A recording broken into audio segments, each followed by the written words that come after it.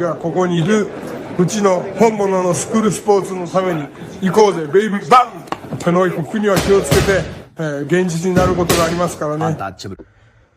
Alright, so we're going to go ahead and continue the long-standing tradition of covering Japanese boxing here on True School Sports. True School Sports, the #1 source for Japanese boxing in America. And guys, I'm extra excited to make this video because this fighter is very near and dear to me, and I think very highly of him. And I've been very frustrated over the last 6 to 7 months because of the fact that, you know, number one, he hasn't been fighting, and number two, we haven't really been in communication, which, you know, it's not my choice, that's his choice, so it is what it is, but it's still all love. Yugo Osaki, he is back in action after, and he hasn't fought since December of 2024, so we're talking about, you know, by the time he does fight, we're talking about, you know, 15 months of inactivity, which I think is unfortunate for such a young, talented, promising fighter like him. But nonetheless, he's resurfaced. As I stated in my last video, he's been out there in the Philippines sparring the WBC minimum weight champion Jerusalem, and they've also announced that he will be fighting himself in an 8-rounder, and it'll be his 10th pro fight, which I'm ultra excited about because, you know, this is the guy that I feel really, from a talent standpoint, from a skill standpoint, I really do believe that he has the potential to go all the way and not just be a world champion, but be the best light flyweight in the world. So really excited to see, you know, Yugo Osaki back in the ring. Now, he's going to be fighting, he's not going to be fighting no world beater. He's not going to be fighting no killer.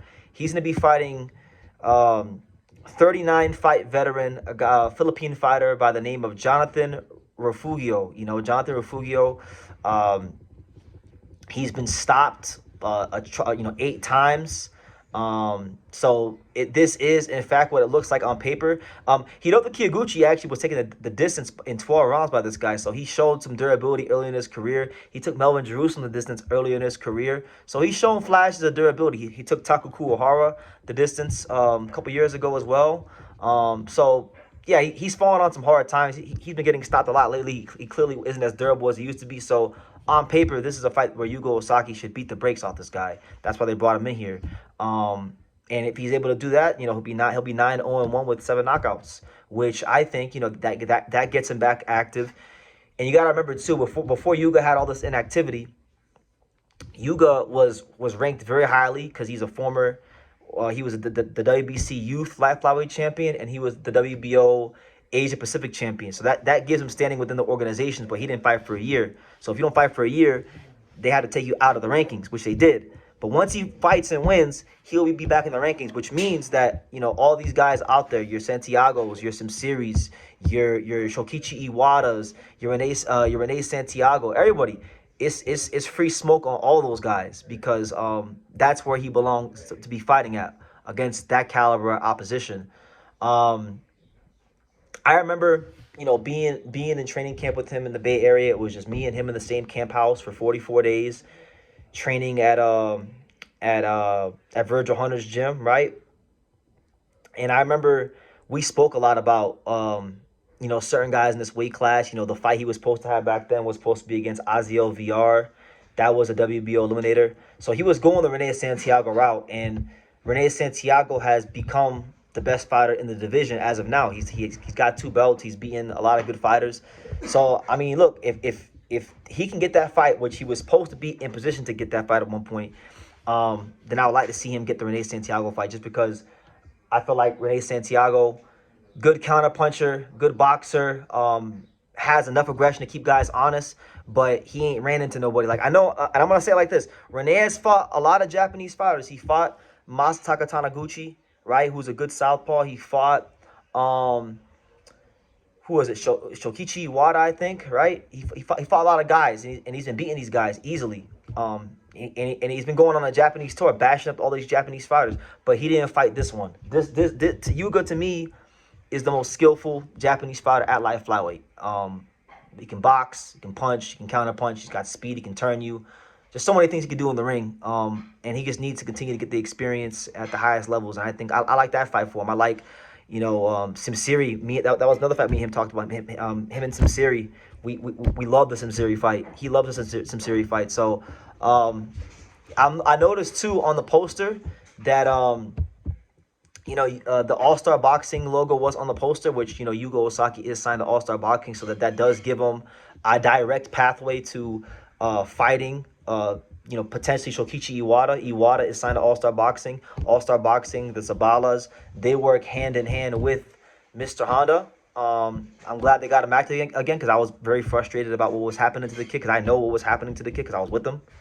But also what I noticed too is on the left side of the poster, you have the Treasure Boxing Promotions logo, and Treasure Boxing Promotions is a company that's ran by Masayuki Ito, and Yugo was eating dinner with him. So I guess they're working together too a little bit. So my suspicion was correct that there is some sort of affiliation between Yugo Osaki and Treasure Boxing Promotions. So good to see the kid back in action. I think he's got all the makings to be a world champion, and I've been saying that before I knew him. While I was with him, and now even after the fact, I still believe those things. My belief in the kid is still very, very strong, and I think as long as he can make the weight healthily and comfortably, I like his chances versus any light flyweight fighter in the world. And I do think that Yugo Osaki will be a 2, 3, and if he really fights his potential, possibly even a 4-division champion. So I'll leave it at that. Yugo Osaki, after a long layoff and a long period of silence, he's resurfaced back in the Philippines. He's fighting in the Philippines his next fight. And he's continuing his road back towards light flyweight championship prominence. So hopefully his name can get in there in the mix with all the top champions like Samsiri, like Santiago, these kind of guys, Iwata, Diakira, these kind of fighters, and he can really be a factor because he really is somebody that the boxing fans need to see more of on the TV screen, and it's a shame and it's a crime that he literally went 15 months without fighting. But God is the best of planners. I do believe that God has everybody's best intentions at heart, best plans at heart, and I think that's what's happening here with him. So that's what it is. But leave your comments down below. Make sure you guys take the time to subscribe. And like I say in every single one of these videos, you can love me or you can hate me, but I'm just a kid from Dania. So until next time, take care, guys. You want to say hello? Say hello. Can you say hi, Boxing World? Hi, Boxing World. Can you say True School Sports? Truth? Oh. Can you say True School Sports? Say True School Sports. Can you say The Untouchable? Can you say The Home of Boxing? The Home of Boxing.